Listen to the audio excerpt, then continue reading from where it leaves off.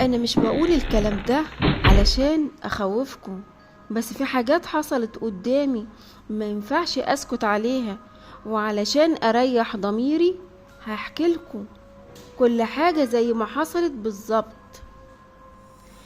السلام عليكم، انا امل وجبت لكم حكاية مرعبة جديدة، ولو قلبك جامد كمل للاخر. كان اسمها سمية، ست بسيطة من بلدنا.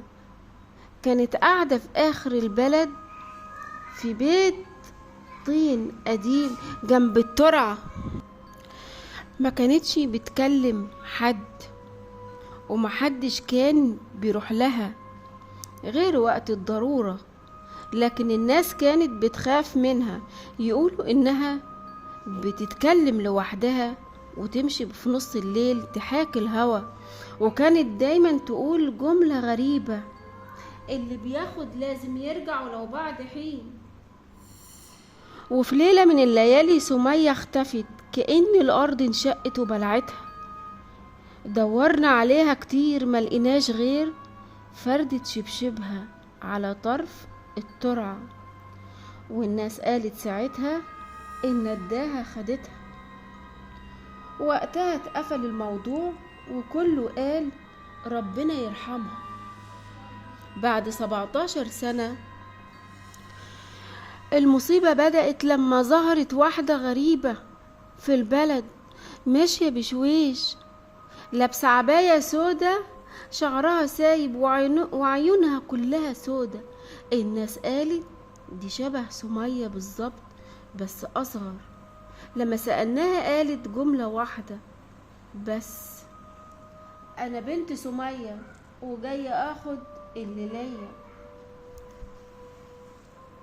أنا افتكرت إنها مريضة نفسية ولا حاجة، بس لما بدأت الحاجات الغريبة تحصل قلبي وقع في رجليا.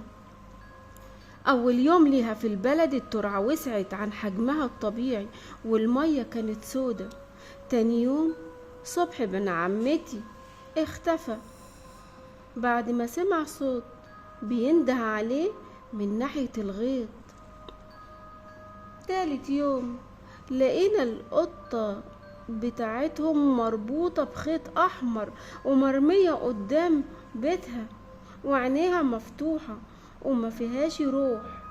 أنا قلت لازم أروح أواجهها.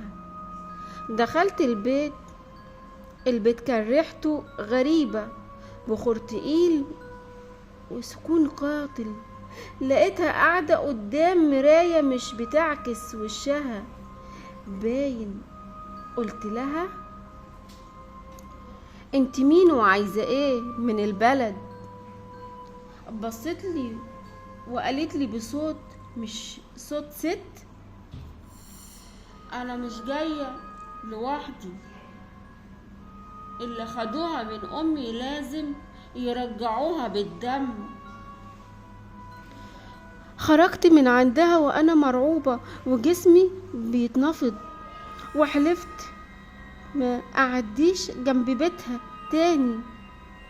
بس الليلة اللي بعدها صحيت على صوت بينده عليا. مشيت ورا الصوت وانا مش برجليا،